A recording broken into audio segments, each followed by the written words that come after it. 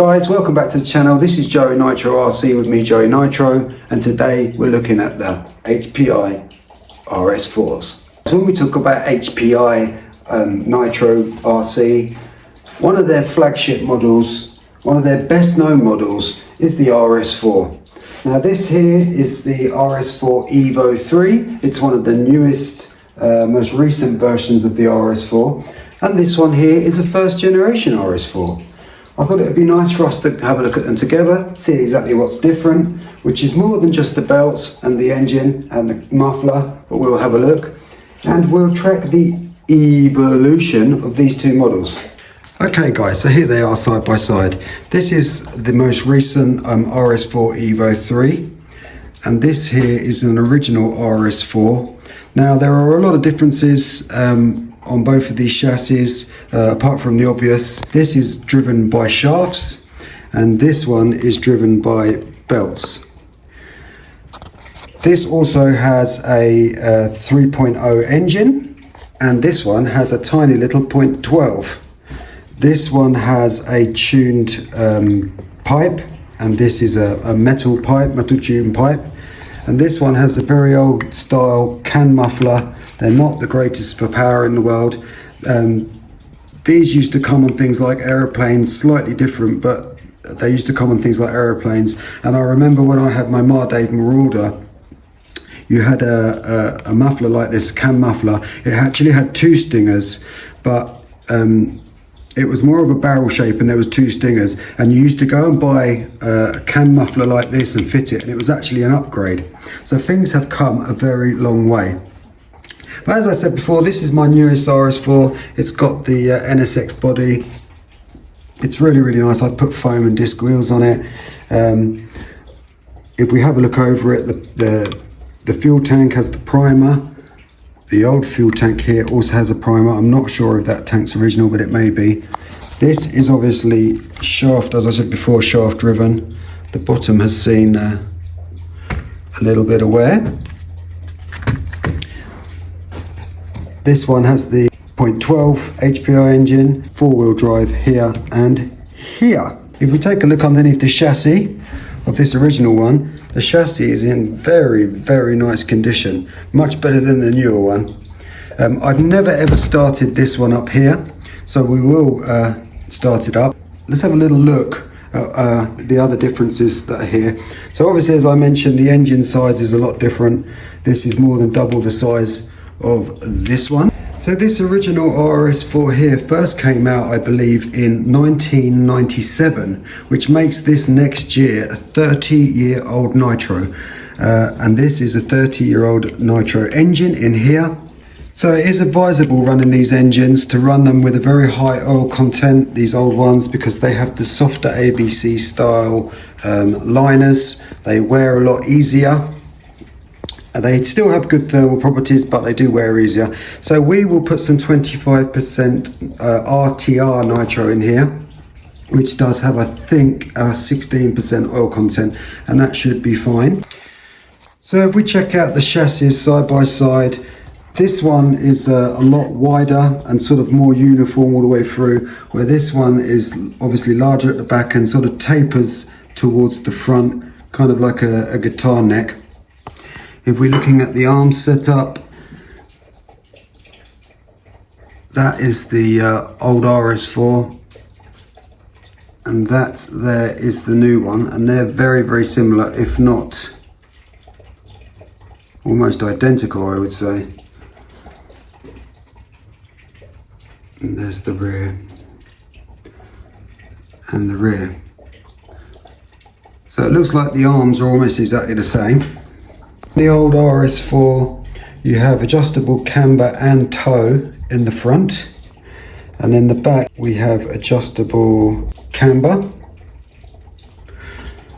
And on the new RS4 Evo 3, it looks like we've got no adjustment at the front and also none at the back. Interesting that this is more tunable. Another interesting little thing is, I don't know if you can see the carburetor there, but it's stamped DTX. Now I was told that the carburetor on this was an OS carburetor, but DTX I believe is Duratrax. I'm not sure if OS were making carbs, Duratrax were using them and stamping them with their own name, but that's interesting because we have an HPI engine and a Duratrax carb. Anyway guys, let's try and get this little beauty set up properly and give her a start. So like I said guys, I've never ever started this little Nitro, so we are going to do our best and see what happens. I need to connect these fuel lines. This one is going to go into the carb around here.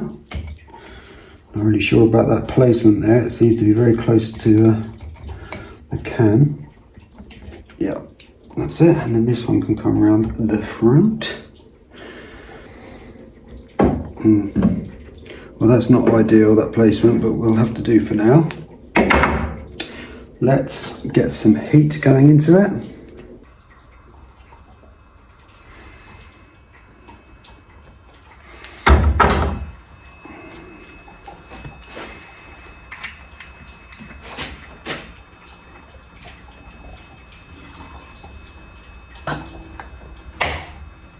That's weird.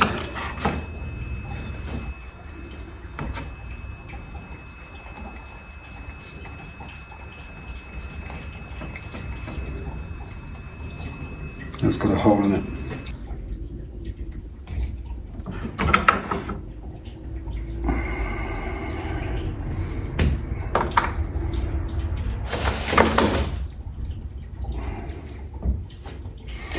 Problem is I've filled it up with nitro now and it's all leaking out. Okay, let's put this here. Some fresh line. That's the old one. So maybe a little bit longer there.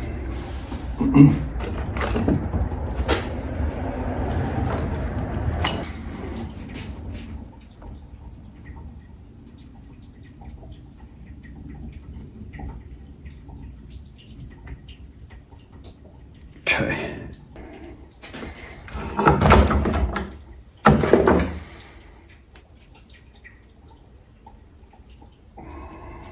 Ah, that's better.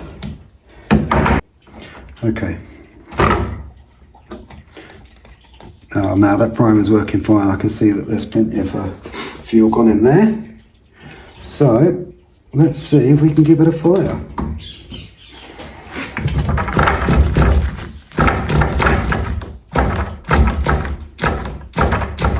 One-way bearing is.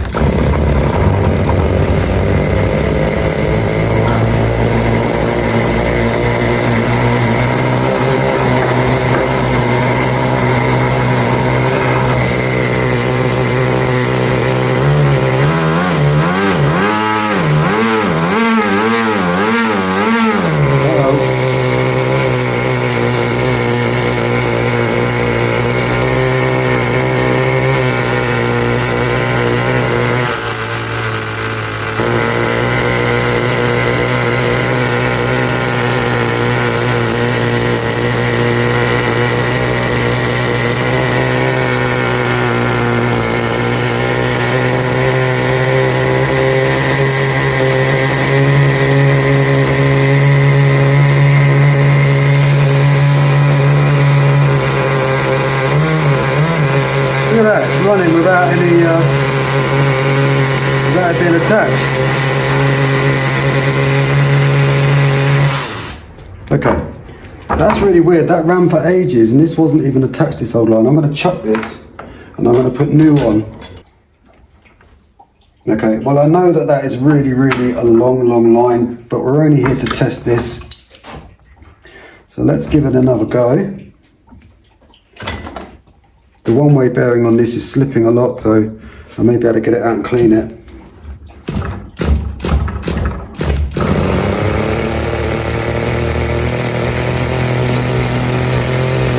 There we go, she's running beautiful.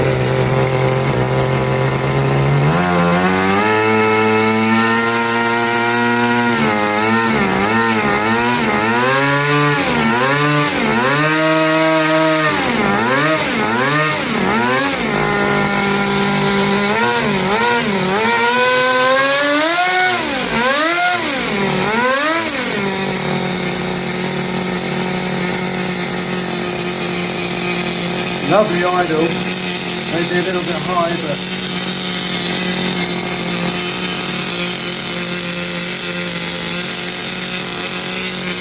come out again.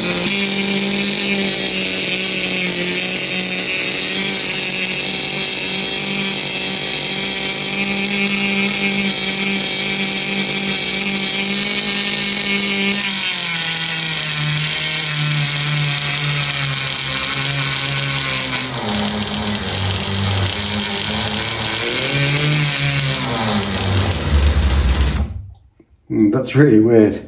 So guys, the problem I've got here is when this can muffler is heating up, the return for to pressurize the tank just keeps coming off.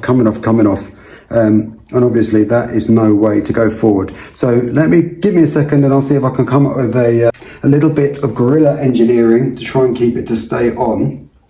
But having said that, I'm really pleased. It started very easily, it idled lovely. What a great little thing. Okay guys, I don't know if you can see here what I've done, but I've managed to push another bit of fuel tube over this bit of fuel tube.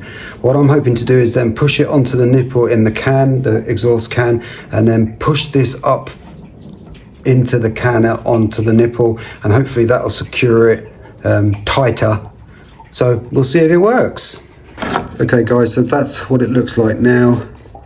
There's the extra bit of line over the top of this one, and it's actually made it much more secure now. I also found that this muffler was loose, so I tried to put a 2mm hex wrench in and tighten it up, but then I found out it was Phillips head, so I tightened it with the Phillips head. But there we go, let's try it all again.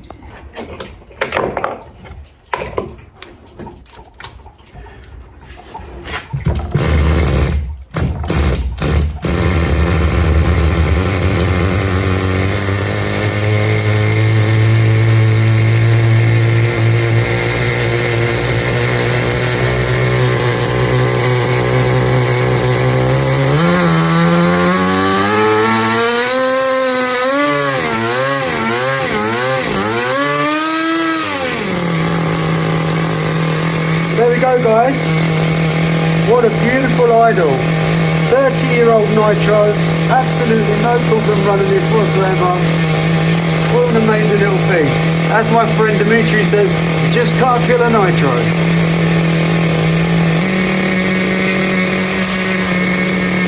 Lots of oil coming out, that's great.